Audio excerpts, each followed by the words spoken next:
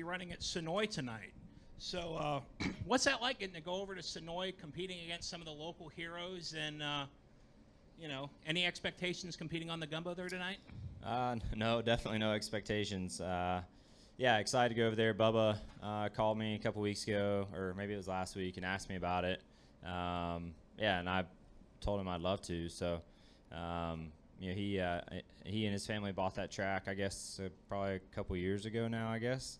And it seemed like they've been doing a great job with it. Been getting some big shows, in town, and I think tonight, is more of their local, one of their local events. But excited to go, race, number one, and drive one of his cars, and have some fun, and obviously try to, support a local short track that, we all want them to do well and succeed, and close to here. So hopefully they get a good turnout for a good car count and a good crowd. All right, we'll go to Mike. Mike Hembry, Auto Week. Chase, your name's been tossed around in connection with the Hendrick trip to Le Mans next year. You have interest in that? Yeah, I haven't. I'm not super up to speed on it. The boss called me last week and said that they were going to do it, and I guess we're probably racing on that weekend. But yeah, I think it'd be a lot of fun to go do that event one day. I'm not sure it's really possible with the way our schedule is. I don't know 100% how that's going to line up, but certainly would have interest in it. But I just don't think that logistically that's gonna work for any of us. But we'll see. But if the off week is that week, right? Yeah, potentially. Yeah, I don't know. We'll just have to wait and see how the schedule falls. All right, we'll go to Bob. Bob Pockris, Fox Sports. I assume you watched some of that truck practice. Did that tell you anything about how your cars are going to be on the track? And yeah, I actually didn't. I was working my way down here, but I was keeping up with it from afar, and it sounded like those guys were wide open and drafting and all that stuff. So I would imagine we'll be doing the same, which I think is what we all pretty much expected coming into this. So I think there's a lot of ways you can look at it. I really, for a repave, in a situation for a mile and a half getting repaved, and just kind of the way these places drive, to have the ability to, move off the bottom and, get rubber down in different lanes, I feel like this might be the best way to do that. So I think it'll be interesting for sure. I don't exactly know what to expect, but hopefully, we have two solid lanes, and you can, work them both, and I think that the cars are probably going to drive good enough to where you can do that. So we'll see. I don't know, man. I'm as open as anybody about it, and I really don't 100% know, but I do think it'll be kind of Speedway-esque, and just looking at it reminds me a lot of turns 3 and 4 at Texas, and I think it'll be really similar to the All-Star race out there last summer on that end of the racetrack. Has kind of been my headspace and how I've approached the weekend. All right, we'll go to Steve and then Kelly. Steve Conley, PRN. Chase, want to look ahead to next week a little bit. Coda, obviously last year the rain, weather's a complete 180 for next week. Will you spend a little bit of time looking for Road America, kind of for the prep this week, or what will you take in to Coda next week? Yeah, I mean, I think just learning. Obviously our first road course race with this car. I don't think anybody has really driven it a lot on road courses. We had the test at Charlotte there early on, but it seemed like every team was, they had a car at the track, and they were kind of rotating drivers through. So I don't think any of us got a ton of time with it, but these cars, really a lot of the design pieces come from a road race background. Some of the things we see and on the IMSA side of things. So I really think they're probably going to suit road racing well, and I think they'll be fine. And I don't know that the race will really look a ton different, honestly, but I think the cars will drive fine. But certainly getting used to those small things that are going to be a little different, and the shifting and the brakes. And just how they act at some of those different style of corners, because Coda has a lot of different angles and weird off-camera situations. So curious to see how it drives, but I think it'll be fine. And over your last 6 years here in the Cup Series, when you look back to your first race to where you are now, how do you see your development as a driver communication-wise with your team? I would like to think it's gotten better. I hope, I feel like I've learned a lot for sure over the course of my time. But I'm always learning. I don't feel like I ever have it perfect. If somebody has it perfect, I'd love to meet them. But, I think it's definitely a learning thing. And the sport's just always changing. Look at this year. Like, we're coming in with a new car, and these things drive different. Coming to a brand new Atlanta Motor Speedway here. Things are just always changing. It's like nothing is ever just going to stay the same always. So I think just having an open mind and maybe taking some of those past experiences with you as you encounter new things and be willing to maybe break a habit or two to improve. Sometimes those things are hard to do. I feel like a lot of times as a driver you always kind of fall back into what's natural to you, but sometimes you might have to adjust that, and like I said, break a habit, which is tough. But I think it's necessary sometimes to be successful. So just trying to take it a weekend at a time and make the most of as I say all the time, a great opportunity, and I've got that right now. So I'm just trying to have some fun with it too. We'll go to Kelly and then Lee. Kelly, CrandallRacer.com. Chase, two things. You said something interesting yesterday on Sirius I hadn't thought about. You said this is the first time you've gone through a car change. Yeah. I guess besides other than Chevy when they tweak the body. So what has that been like? I guess maybe breaking out of any comfort zones or any ways that you've had to adapt and just take on a challenge like this of a completely new car? Yeah, it's the first time I've been through it. I think there's probably a handful of guys in the field that went through the COT change, and then as the car transitioned to whatever they called the last one. But for me personally, this is the first time I've kind of gone through that, and I've had fun with it really, just because it is different. This thing does drive different. I feel like it's a little less forgiving than what we had last year. You're not really going any faster, but it's just less forgiving, which is interesting. Typically with a lack of forgiveness comes extra speed, but that's just not really the case with this car. It doesn't seem, it's still very draggy, but there's just not a lot of cushion to lean on with the right side. From an aero standpoint, so it's just a different feel. But I think as you go through some of these changes, as I said a second ago, I think you really have to have an open mind.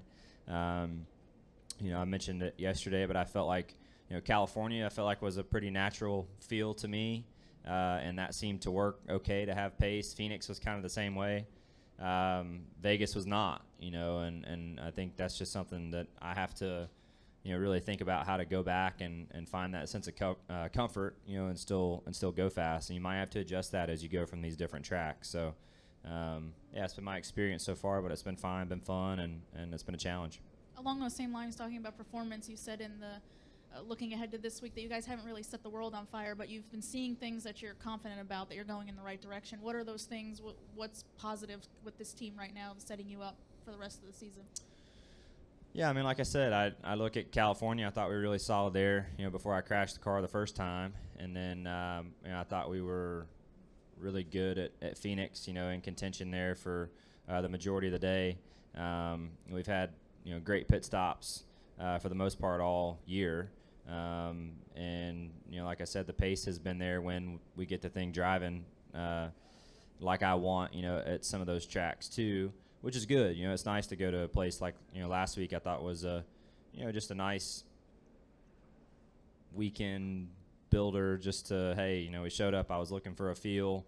We were able to achieve that in the car. And then when we achieved that, we had pace in comparison to the rest of the competitors. So, when those things happen, it's a good thing. And I feel like all the pieces of the puzzle have been there, at different times. Just not the end result. Certainly no wins. So we want to be better and try to check those boxes.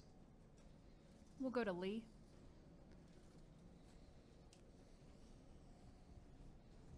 Chase, you mentioned about running at Bubba's track this weekend, and I'm just kind of curious, how important is it to continue to ride the momentum that NASCAR has right now by you doing things like that, from Kyle doing, his grassroots effort? How much does that help the Sunday show and just bringing eyeballs on it? Yeah, I mean, I hope it helps. You know, I feel like for, you know, speaking for myself, you know, I do that type of thing because I enjoy it. You know, I enjoy the, you know, going and racing and driving a different car and challenging myself, you know, in a different way. And so it's very naturally. I don't do it because, you know, I'm trying to pull people from one area to the other. If that comes along with it, then I think that's a great thing, and that should be a natural thing too. Just like it's natural for me to want to go do that stuff. You want someone to naturally have interest in watching us on Sunday if they're at the race tonight, or vice versa. If somebody's going to watch on Sunday, maybe cruise over there tonight and check out the dirt track. You know, that's only, you know, half hour away. But you want that to be a natural thing, and I think that's really my standpoint is I naturally want to go do it, and if you pull some people with you to enjoy that crossover, then great, and maybe you'll you know, make a new fan or two, or have somebody take part in an event that they wouldn't have before, which would be a positive as well. And to kind of follow up where Kelly was going, Alan Gustafson was also on the channel this week and said something along the lines that this car really doesn't suit your driving style. Does this car remind you of anything, perhaps, that you've driven before? Not really, no. It definitely different for sure. And I think, you know, most everything I've driven, you know, along the NASCAR side of things, you know, look at a truck. They have the, you know, big flat right sides, a lot of forgiveness with the air from that standpoint. The Xfinity cars are really the same way. The Cup cars were that way, you know, and especially last year with the big spoilers on them. You know, and you can take advantage of that. You know, guys can take advantage of that comfort on the right side of these things, and this thing just does not. There's just not a lot extra there. You know, once you get past that slip of the tire and whatever is available grip-wise in the right rear or the right sides, it seems like that's kind of it. You know, there's nothing beyond that. So, you know, for me, I think going to some of these places like a Las Vegas, you know, I was, you know, really loose and just couldn't find that comfort. So, yeah, potentially going to have to break some habits, and that's a part of the deal. And I have no problems with that. I think it's okay to, you know, have to challenge yourself in a different area to get better. So I'm all good with it, and I think it'll be interesting. I think a lot's going to change throughout the year. You know, I think right now there's a lot of teams in a lot of different directions right now, and in 6 months, I don't think that's really going to be the case. So I'm curious to see how the racing changes from now to, you know, mid-late summer. All right, and we'll finish up with Jordan. I lied. We'll finish up with Bob, but we'll go to Jordan. We won't first. forget you, Bob. Jordan Bianchi, The Athletic. Chase, there's been some talk that drivers who have a dirt background or maybe who are willing to kind of hop into different cars and experiment and kind of get up to speed quickly have been able to have success with the next-gen car. As someone who has done that lately, is that true? Is that what you're finding?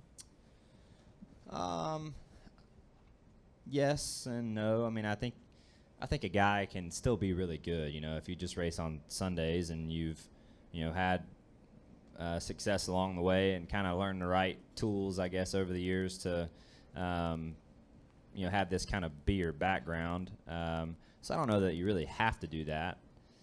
But I definitely don't think it hurts anything to go and you know, run different style cars, dirt or asphalt, you know, just to get in different stuff.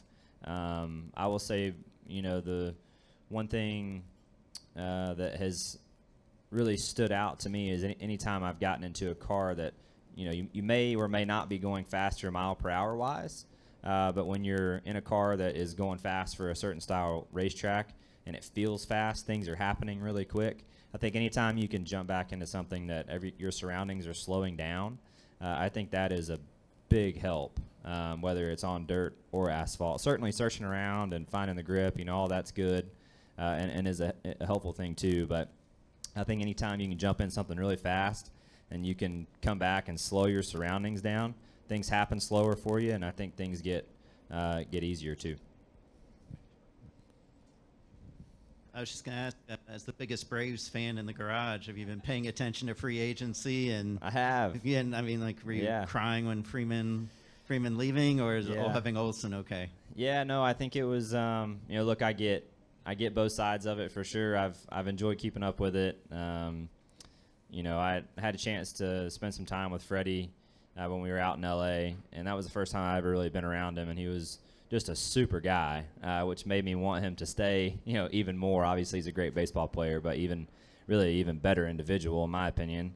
And, so I hated to see that. But, I knew as things were starting to get talked about around the All-Star break and whatnot, it could go either way. And, I get it. It's Moneyball. It's part of it. The Dodgers certainly got a good one, so I hate to see him go, but excited about their team. I think they've been filling all the gaps well, and I think they'll be just fine. So I'm excited to watch either way. Thanks for joining us, Chase. Yep, thanks.